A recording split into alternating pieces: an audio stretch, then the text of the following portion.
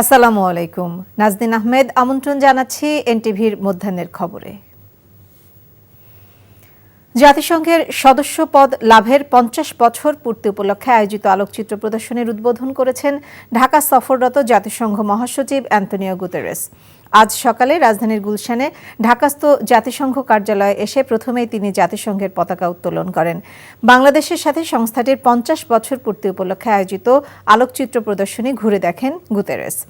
অন্তর্বর্তীকালীন সরকারের উপদেষ্টা আদিলুর রহমান ও সৈয়দা রিজওয়ানা হাসানের উপস্থিতিতে জাতিসংঘ মহাসচিব ঢাকায় কর্মরত জাতিসংঘের কর্মীদের উদ্দেশ্যে বক্তব্য রাখেন। বাংলাদেশের সাথে জাতিসংঘের সম্পর্ককে এ সময় ঐতিহাসিক বলে উল্লেখ করেন Antonio Guterres. As it happens in Bangladesh. Advisors, dear colleagues and friends of protocol.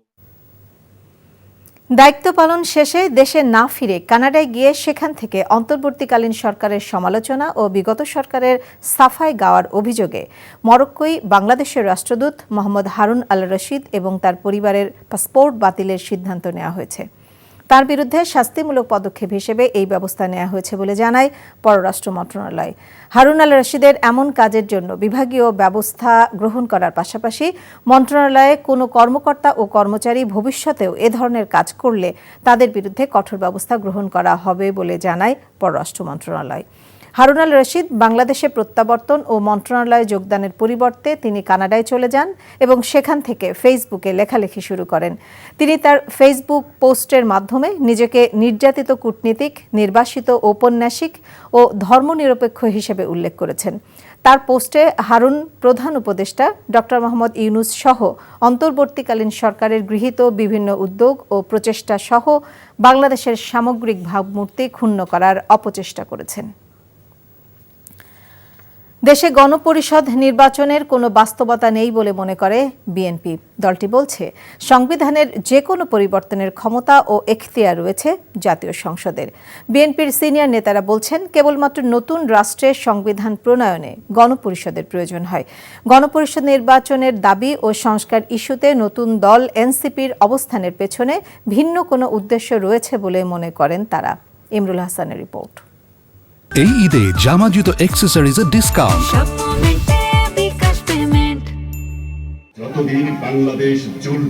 রাজনৈতিক সৌহার্দ্য থাকলেও দ্বিতীয় রিপাবলিক ঘোষণা, সংসদ নির্বাচনের সময়সীমা, সংস্কার ও জুলাই অভ্যুত্থানে গণহত্যার বিচার সহ নানা ইস্যুতে বিএনপির সাথে জাতীয় নাগরিক পার্টি এনসিপির বাকযুদ্ধ চলছে।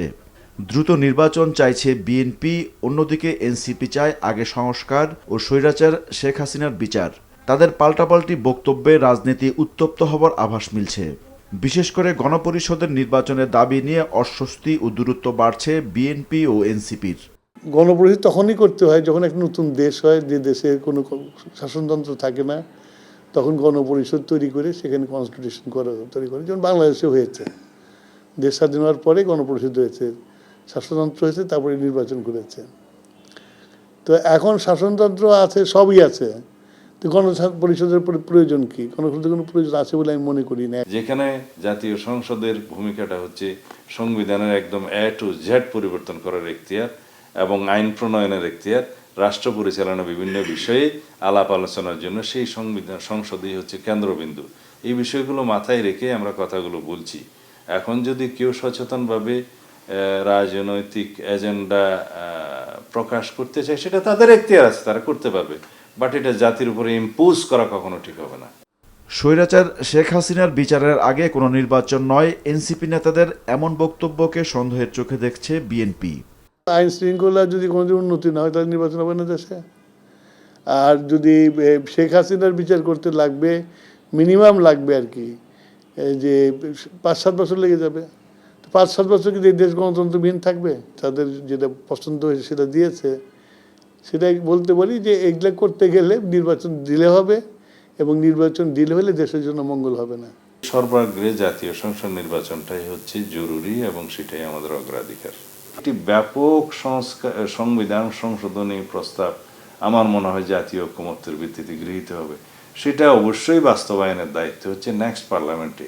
কথা থাকলেও সেই প্রতিশ্রুতি রক্ষা হবে কিনা, সেই জন্যেই তো প্রশ্ন উঠছে যে জাতীয় ঐকমত্য কমিশনের মধ্য দিয়ে যে বিষয়গুলো আমরা একমতে পৌঁছাবো সেটা জাতির কাছে আমরা প্রতিশ্রুতিবদ্ধ থাকব বাস্তবায়নের জন্য যারা এই সংসদে পরবর্তীতে যাবে, এবং সেটার নজির আমরা 3 দলীয় জোট সরকার এক সময় 1991 সালে দেখেছি।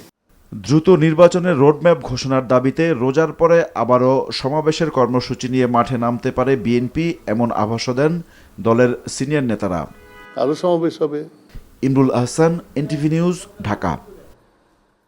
ইতিহাসের সর্বোচ্চ দামে বিক্রি হচ্ছে বাঙালির প্রধান খাবার চাল। গত 2 মাসে কয়েক দফায় কেজিতে 17 টাকা বেড়ে মিনিকেট চাল বিক্রি হচ্ছে 85 টাকায়। 10 টাকা বেড়ে BR28 চালের দাম উঠেছে 62 টাকা, আর নাজিরশাইল ও মোটা চালে বেড়েছে 4 থেকে 8 টাকা। বিক্রেতারা বলছেন চালের বাজারে চলছে সিন্ডিকেটের চালবাজি, আর মিল মালিকরা দায় চাপাচ্ছেন কর্পোরেট কোম্পানিগুলোর উপর। সেলিম মালিকের রিপোর্ট। রাজধানীর কাউরান বাজারে চাল কিনতে এসে বেশ বেকায়দায় ক্রেতারা। নতুন করে আয় না বাড়লেও চালের দাম বেড়েছে রেকর্ড পরিমাণ। আমি যেই কামাই করি সেটা তো আর কামাই বাড়তেছে না, কামাই বাড়তেছে, চালের দাম ঠিকই বাড়ছে। নিম্ন মধ্যবিত্ত পরিবারগুলো খুব কষ্টে আছে। খুচরা বিক্রেতারা জানালেন মধ্যবিত্তের মিনিকেট BR28, ধনীদের নাজিরশালের সঙ্গে গরিবের মোটা চালের দামও বেড়েছে লাগামহীন হারে। মিনিকেট চাউল 68 থেকে 70 টাকা, সেটা হলো এখন বর্তমানে 85 টাকা। নাজিরশাইল 75 থেকে, কোয়ালিটি মধ্যে 85 টাকা। 28 হয়ে গেছে আপনার 62 টাকা। তারপরে স্বর্ণা চাল, গুটি স্বর্ণা ছিল 48 টাকা, এখন হলো 52 থেকে 54 টাকা। রাজধানীর বাদামতলী বাজারে চালের আড়তদাররা বলছেন তারাও পাচ্ছেন না পর্যাপ্ত পরিমাণ চাল। এবার যেমন অতিরিক্ত মাত্রা ছাড়া বাড়ছে। মিলাদের একটি কথা যে ধান পাওয়া যাচ্ছে না, ধান যা পাওয়া যাচ্ছে অতিরিক্ত দাম। তো ওরা যেভাবে এই উৎপাদন খরচ হয়, তারপরে যে একটা রেট দেয় সে রেট আবার আমরা কিনি। হঠাৎ চালের বাজারে এমন অস্থিরতার পেছনে কারণ কি? আমদানিতে কোনো সংকট রয়েছে? কারণ আমাদের প্রচুর চাল বর্ডারে আটকে আছে, যেগুলোর কোনো খরিদ্দার নেই, আমরা বেচতে পারতেছি না। আমাদের এখানে তো কোনো রকম কোনো ইফেক্ট নাই। ঢাকাতে কি করতে পারতেছে আমরা তো বিষয়টা বুঝতে পারতেছি না। 73 টাকা পড়তা হচ্ছে ইন্ডিয়ান চালটা। তবে কুষ্টিয়ার মিল মালিকদের দাবি অস্থিরতার পেছনে কর্পোরেট কোম্পানিগুলোর হাত রয়েছে। এই কর্পোরেট কোম্পানিগুলো এসে প্রথম পর্যায়ে চাষিদের কাছে সম্পূর্ণ ধান তারা কিনে নেয়। এখন আমরা যে ছোটখাটো যে মেলার আছি তাদের সাথে তো আমরা ওই পুঁজি খাটে আমরা উড়াই পারতেছি না। এখন আমাদের কোনো মেলারদের কাছে কোনো ধান মজুদ পাবেন না, বরঞ্চ তাদের কাছ থেকে ধান কিনে এনে আমরা এখন চাল বানাই বেচতেছি। হঠাৎ করে বাজার 200 টাকা ধানের দাম বাড়ছে, এই জন্য চাউলের দাম বৃদ্ধি হয়ে গেছে। বাজার বিশ্লেষকরা বলছেন কর্পোরেট কোম্পানিগুলোর লাগাম টানা না গেলে দীর্ঘমেয়াদে চালের বাজার খুব বেশি স্বস্তির হবে না। এই কর্পোরেটগুলো যদি একসময় অনেক বড় রাঘব বোয়ালের মতো অনেক বড় একটা শক্তিশালী একটা ফ্যাক্টর হয়ে যায়, তখন যত আইনি করেন, যত চিৎকারি দেন, তখন তো সামাল দিতে পারবেন না। এখনই মার্কেটে কম্পিটিশনে বাড়ানো যায়, ওদের ক্ষমতা কমিয়ে, ওদের সক্ষমতা কমিয়ে, সে ব্যাপারে আশু পদক্ষেপ নেওয়া উচিত বলে আমি মনে করি। সংকট সমাধানে সরকারকে সমন্বিত উদ্যোগ নেওয়ার আহ্বান এই বিশ্লেষকের। এখানে সিন্ডিকেট হতে পারে। সেলিম মালিক, এনটিভি নিউজ, ঢাকা। এই ঈদে জামা জুতো অ্যাক্সেসরিজের ডিসকাউন্ট।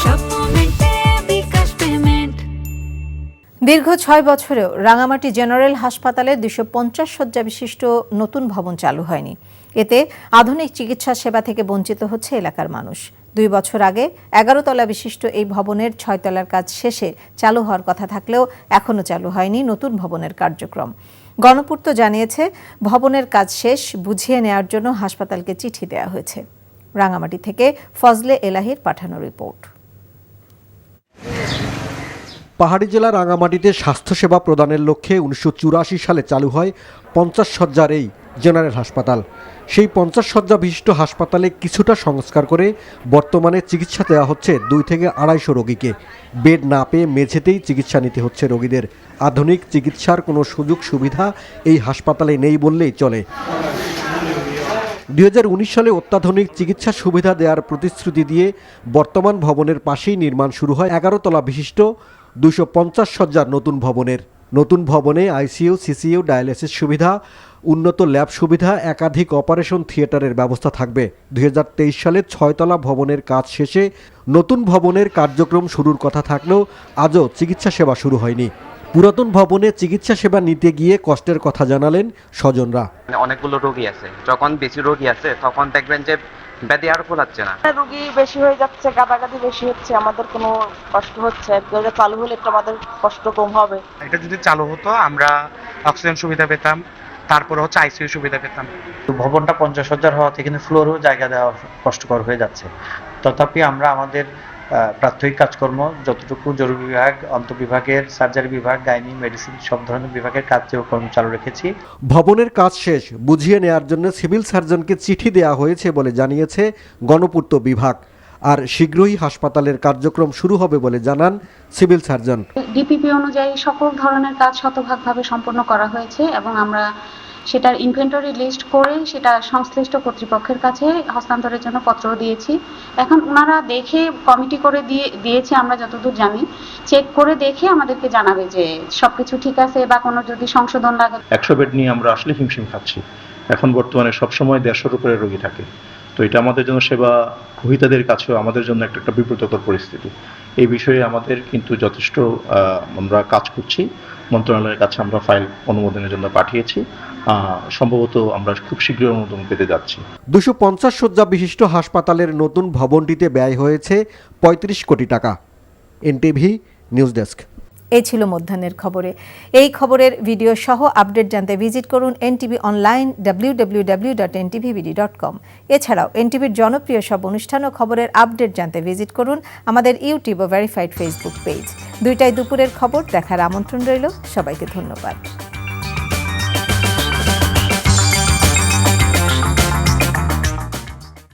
এই ঈদে জামা জুতো অ্যাক্সেসরিজের ডিসকাউন্ট।